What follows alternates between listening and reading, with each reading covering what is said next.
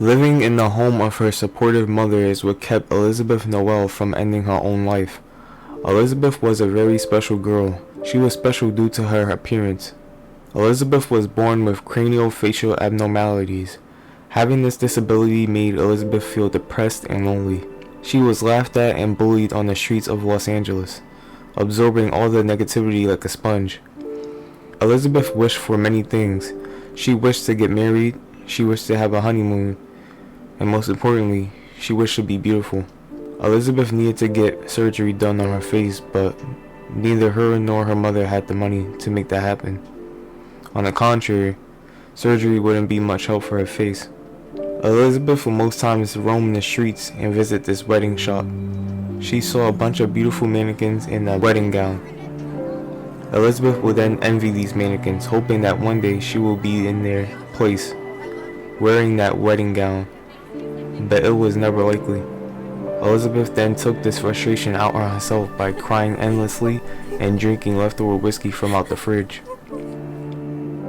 One day, Elizabeth woke up in a room that she didn't recognize at all. Elizabeth had a wedding gown. She then looked up at a mirror in the room and she couldn't believe her eyes when she looked. She was ravishing, stunning, and beautiful. A bright white light beamed in front of her face. When the light had dimmed, Elizabeth was in front of hundreds of people she didn't recognize.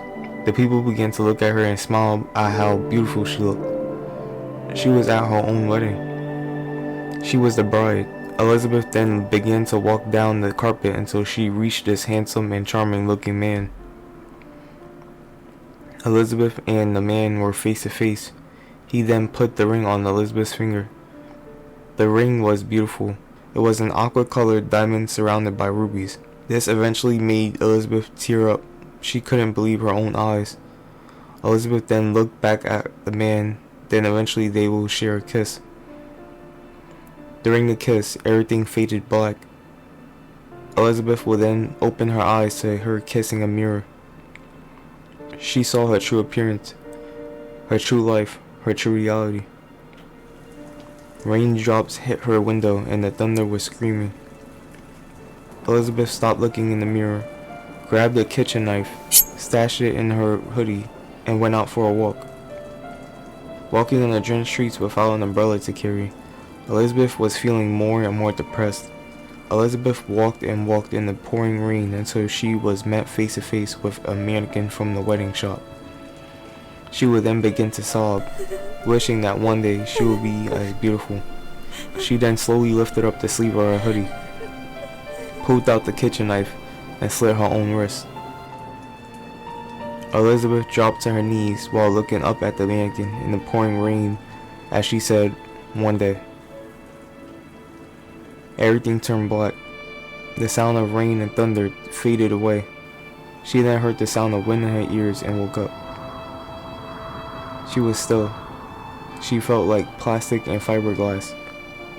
She came to the realization that her spirit had left her body and she was now in the body of a mannequin. She then closed her eyes and spawned in another realm. The realm was dark, foggy, and filled with blood. Something possessed her mind with anger, jealousy, and envy. Elizabeth always wished for beauty in many ways. The wish had come true.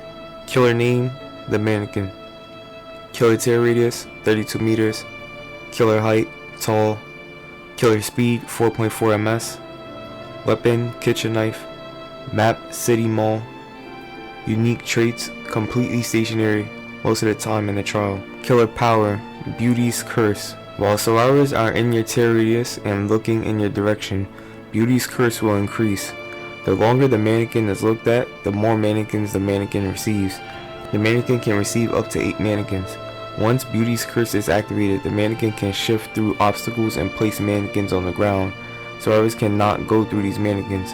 Whilst Beauty's curse is activated, Killer Instinct will activate, detecting any survivor in the mannequin's radius. If a survivor hides in a locker or stands still, they cannot be located. Survivors cannot see the mannequin while Beauty's curse is active. However, the mannequin cannot hear or see survivors' scratch marks, or survivors' blood. After Beauty's curse has ended, the mannequin will suffer from a 2-second penalty. After Beauty's curse is used, Dark Channel is activated. When the mannequin spawns a mannequin on the ground, the mannequin can then teleport into the mannequin. After Dark Channel is used, the mannequin will suffer a 1-second cooldown. Any mannequin that the mannequin teleported into will vanish after a short period of time, and the Beauty's curse power gauge will reset and progress again. Perks. Envy.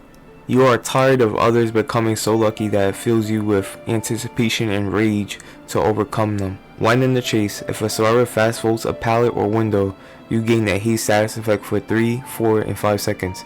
Envy has a cooldown penalty of 50, 40, and 30 seconds. Hex. Birth suffrage.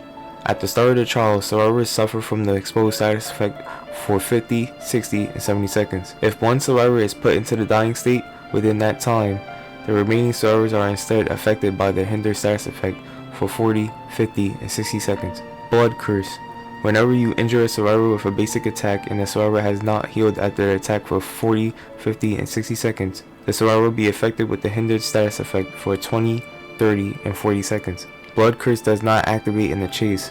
Blood curse has a cooldown penalty of 80, 70, and 60 seconds. Mori. A bunch of mannequins surround the survivor. Mannequins turn to life and stab the survivor to death as the mannequin watches.